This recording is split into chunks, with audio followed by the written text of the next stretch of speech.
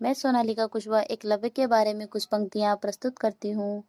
एक पेड़ पर कुछ बच्चों को सिंदूर जैसा लाल एक फल लटकता हुआ दिखाई पड़ा।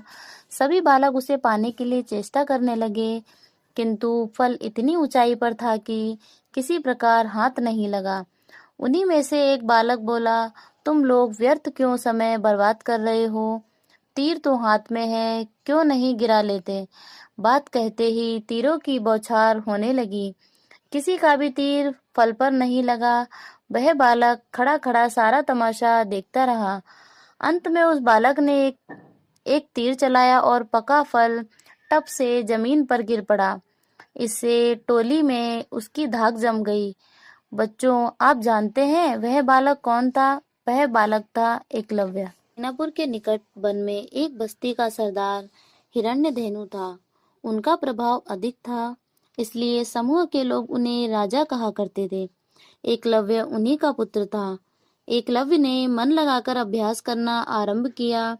दिन दिन भर जंगल में सूक्ष्म निशानों पर तीर चलाने का अभ्यास किया करता था और कुछ दिनों बाद तीर चलाने में उसकी बराबरी करने वाला हस्तिनापुर के आसपास कोई नहीं रह गया।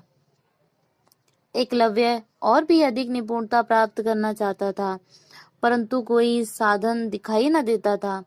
इसी बीच उसे पता चला कि हस्तिनापुर में राजकुमारों को बाण विद्या की शिक्षा देने के लिए कोई बड़े आचार्य आए हैं।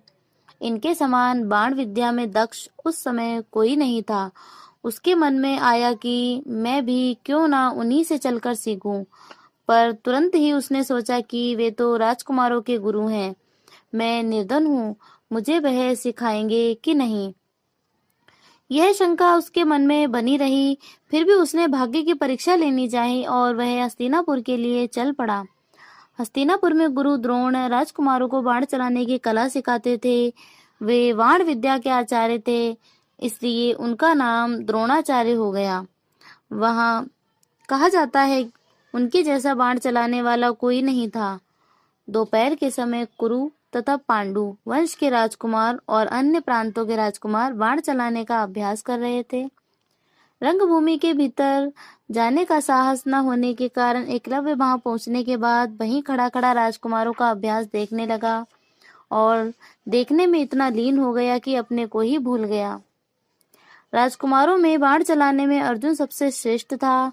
एकलव्य ने देखा कि एक खूंटे पर एक मिट्टी की एक चिड़िया रखी है तथा थोड़ी दूर पर दूसरे खूंटे पर तीर की एक चूड़ी लगी है।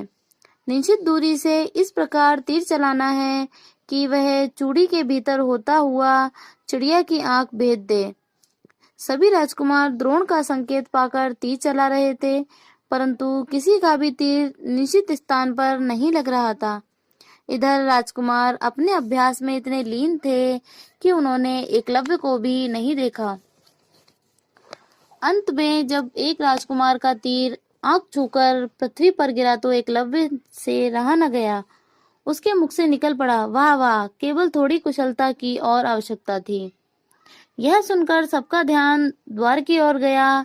वहां उन्होंने देखा एक युवक खड़ा है, चौड़ा कंधा है, शरीर के सब अंग सुडौल मानो किसी सांचे में ढले हैं।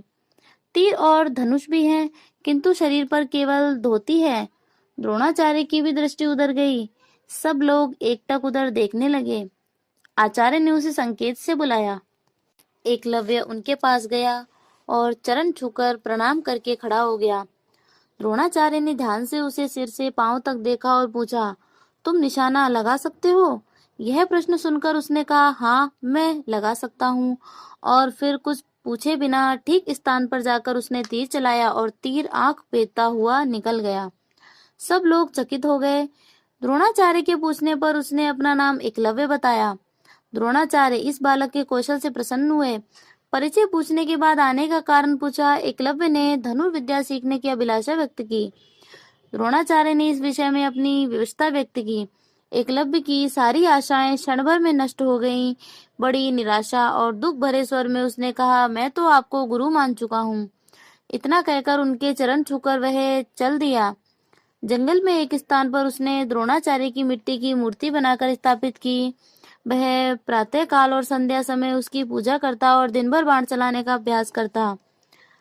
बहुत दिनों के बाद जब राजकुमार बाण विद्या में निपुण हो गए, तब जंगल में शिकार खेलने गए। घोड़े पर ये लोग एक हिरण का पीछा कर रहे थे कि अचानक बाणों की वर्षा हुई और जो जहां था वहीं रह गया। राजकुमार घोड़ों से उतरे। उन्होंने देखा कि घोड़ों के पैरों के चारों ओर बाण पृथ्वी में घुसे हैं। घोड़े चल नहीं सकते। आगे बढ़ने पर जटाधारी एक युवक मिला जो एक मूर्ति के सम्मुख बैठा था। राजकुमारों ने पूछा, श्रीमन, आपने धनुर्विद्या कहाँ से सीखी है? एकलव्य ने कहा, आप मूर्ति नहीं पहचानते? यह द्रोणाचार्य जी की मूर्ति है। यही बाण विद्या के हमारे गुरु हैं। राजकुमारों को बड़ा आश्चर्य हुआ, क्योंकि द्रोणाचार्य ने उनसे कहा था कि तुम राजकुमारों के अतिरिक्त हम किसी को बाण विद्या नहीं सिखाते। लौटकर उन्होंने सारी कथा आचार्य को सुनाई। द्रोणाचार्य जी शिष्यों के साथ उस स्थान पर गए। एकलव्य ने द्रोणाचार्य को देखा और भक्ति तथा श्रद्धा से उनके चरणों पर गिर गया। उसने कहा, आप मुझे नहीं पहचानेंगे। मैं वही एकलव्य हूँ जिसे आपने शिक्षा देना स्वीकार नहीं किया था। आपको तो मैंने गुरु मान लिया था। यह आपकी प्रतिमा है। आपकी कृपा से मैंने आज बाण चलाने में सफलता प्राप्त कर ली है। द्रोणाचार्य ने सोचा कि मैंने अर्जुन को आशीर्वाद दिया था कि तुम्हारे समान संसार में तीर चलाने वाला दूसरा कोई न होगा। द्रोणाचार्य ने कहा, तुम्हारी कला और गुरु भक्ति देखकर बड़ी प्रसन्नता हुई। अब हमें गुरु दक्षिणा दो। एकलव्य ने कहा, आज्ञा दीजिए गुरुवर। द्रोणाचार्य ने कहा, मुझे कुछ नहीं चाहिए, केवल अपने दाहिने हाथ का अंगूठा दे दो। एकलव्य बोला, यह तो आपने कुछ नहीं मांगा, लीजिए।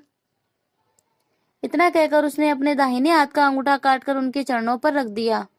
सच है, श्रद्धा लभते ज्ञानम। श्रद्धा से ज्ञान की प्राप्ति होती है।